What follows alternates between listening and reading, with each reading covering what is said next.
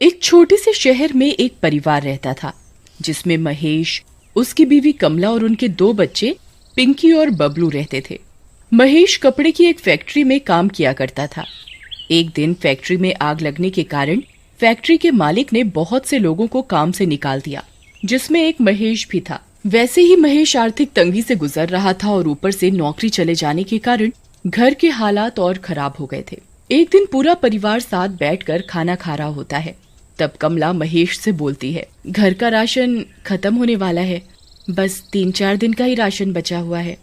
क्या करूं, कुछ समझ नहीं आ रहा। कहीं कोई नौकरी भी तो नहीं मिल रही। अभी तो घर का किराया भी देना है। अगर मुझे जल्दी कोई नौकरी नहीं मिली तो हम सड़क पर आ जाएंगे। परेशान मत हो पापा, भगवान कोई ना कोई रास्ता जरूर निकाल देंगे। अगले ही दिन सुबह पड़ोस की एक औरत महेश के घर आती है। सब लोग उनको प्यार से मौसी बुलाते थे। वो बहुत अच्छे पैसे वाले घर से थी और अक्सर लोगों की मदद किया करती थी। अरे कमला, मैंने सुना कि महेश की नौकरी चली गई और तुम्हारे घर के हालात भी कुछ ठीक नहीं चल रहे हैं। जी मौसी, बस मैं आपको क्या बताऊं कि इस वक्त हम लोग कितने बुरे हालातों से गुजर रहे हैं। परेशान मत हो कमला, सब ठीक हो जाएगा। एक काम करो, तुम लोग मेरे गांव चले जाओ। वहाँ हमारा एक मकान है जो सालों से बंद पड़ा है। तुम्हारे घर के हालात जब तक ठीक नहीं हो जाते तुम लोग आराम से वहाँ रहो। बस उस घर में ऊपर की मंजिल पर एक बंद कमरा है, उसे मत खोलना। दरअसल उसमें हमारा कुछ जरूरी सामान है। और रही महेश की नौकरी की बात, तो उसके लिए भी परेशान होने की बिल्कुल जरूरत नहीं है। उस गांव में जो स्कूल है, मैं उसके प्रिंसिपल को बहुत अच्छे से जानती हूँ। मैं उनको बोलकर महेश को किसी न किसी काम के लिए वहाँ लगवा ही दूंगी। और तुम लोग पिंकी और बबलू को भी उसी स्कूल में पढ़ा सकते हो। ये तो बहुत अच्छा रहेगा मौसी, आपका ये एहसान हम कभी नहीं भूलेंगे। कमला महेश के घर आते ही उसे सारी बात बताती है। महेश की खुशी का तो कोई ठिकाना ही नहीं रहता। ऐसा लग रहा था मानो जैसे जादू से पल भर में उनकी सारी मुश्किलें छूमंतर हो गई हों। पर वो इस बात से बिल्कुल अनजान थे कि उनकी मुश्किलें तो उनका कहीं और इंतजार कर रही हैं। कमला, तुम आज ही सारा जरूरी सामान बांध लो, हम कल सुबह ही निकल जाएंगे। अगले दिन सुबह पूरा परिवार गांव के लिए निकल जाता है। गांव पहुंचते पहुंचते उनको शाम हो जाती है। गांव पहुंचकर महेश बताए हुए एड्रेस को ढूंढने लगता है। तभी उसे एक आदमी मिलता है। भाई साहब, जरा ये पता तो बताना। दरअसल हम लोग इस गांव में नए हैं, तो हमें यहाँ का कुछ नहीं पता।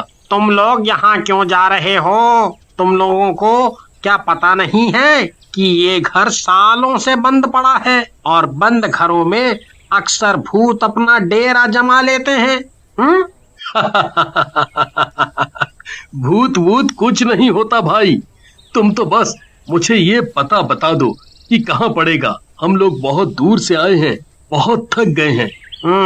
ठीक है, मुझे क्या, जब तुमको ही अपनी और अपने परिवार की कोई फिक्र नहीं है तो ऐसा करो, तुम यहाँ से सीधे चले जाओ और वहां से बाएं तरफ मुड़ जाना। बस वहीं एक पीपल का पेड़ है जिसके बिल्कुल सामने ही ये घर है। महेश अपने परिवार के साथ उस घर तक पहुंच जाता है। घर देखकर साफ पता चल रहा था कि वहाँ कई सालों से कोई झांका भी नहीं है। ये तो कितना पुराना घर है माँ, और कितना डरावना भी। इतने बुरे वक्त में हमें ये घर रहने को मिल गया, वही बहुत है। हम इसकी साफ सफाई कर लेंगे तो ये भी अच्छा दिखने लगेगा। चलो अब यहाँ खड़े रहकर बातें मत करो और जल्दी अंदर चलो। महेश जैसे ही उस घर का दरवाजा खोलता है तो घर में तेज हवाएं चलने लगती हैं। बाहर तो पेड़ का एक पत्ता भी नहीं हिल रहा और यहाँ इतनी तेज हवा कैसे चल सकती है? क्योंकि यहाँ भूत है। पिंकी बबलू के पीछे चिल्लाते हुए भागती है। रुक रुक, तुझे मैं अभी बताती हूँ, रुक। बबलू सीढ़ियों से भागते हुए ऊपर वाली मंजिल पर पहुँच जाता है। पिंकी भी बबलू को पकड़ने के लिए उसके पीछे पीछे भाग रही होती है। बबलू को अचानक किसी औरत के रोने की आवाज आती है। बबलू वहीं रुक जाता है और ध्यान से उस आवाज को सुनने लगता है, पर आवाज अचानक से बंद हो जाती है। क्या हुआ बबलू, थक गया क्या? नहीं दीदी, मुझे अचानक किसी औरत के रोने की आवाज सुनाई पड़ रही थी, इसलिए मैं यहाँ रुक गया। इतनी रात को कौन रोएगा? जरूर तूने किसी बिल्ली के रोने की आवाज सुनी होगी और तुझे लगा होगा कि कोई औरत रो रही है। अब चल नीचे, कुछ खा पी कर सो जाते हैं। बबलू पिंकी को बहुत समझाता है पर पिंकी उसकी एक नहीं सुनती। उसे लगता है कि बबलू उसे डराने के लिए ये सब बातें बोल रहा है। पिंकी बबलू की बात पर ध्यान नहीं देती और वापस नीचे जाने लगती है। बबलू भी उसके पीछे पीछे जा ही रहा होता है, पर अचानक उसकी नजर एक बंद कमरे पर पड़ती है जिस पर ताला लगा होता है और उस ताले पर एक लाल रंग का कपड़ा भी बंधा होता है। लगता है ये वही कमरा है जिसके बारे में मौसी जी माँ को बता रही थी। ऐसा क्या जरूरी सामान रखा है इस कमरे में जो इस पर इतना बड़ा ताला लगा है? तुझे इतना सोचने की जरूरत नहीं है। मौसी जी ने हमें मना किया है इस कमरे में जाने से, तो बस हमें इस बात का ध्यान रखना चाहिए। रात को खाना खाकर सब सोने चले जाते हैं। आधी रात को अजीब सी खटखट की आवाज से पिंकी की अचानक आंख खुल जाती है। बबलू जल्दी उठ, जरा देख कर तो आ कि ये आवाज कहाँ से आ रही है।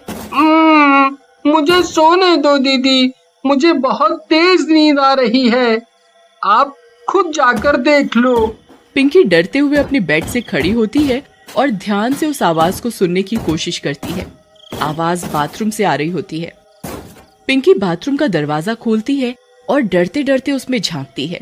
जैसे ही वो अंदर देखती है उसके होश उड़ जाते हैं।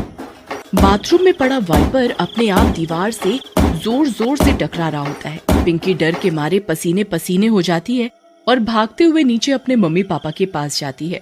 मम्मी पापा जल्दी उठो। क्या हुआ बेटा, तुम इतनी घबराई हुई क्यों हो?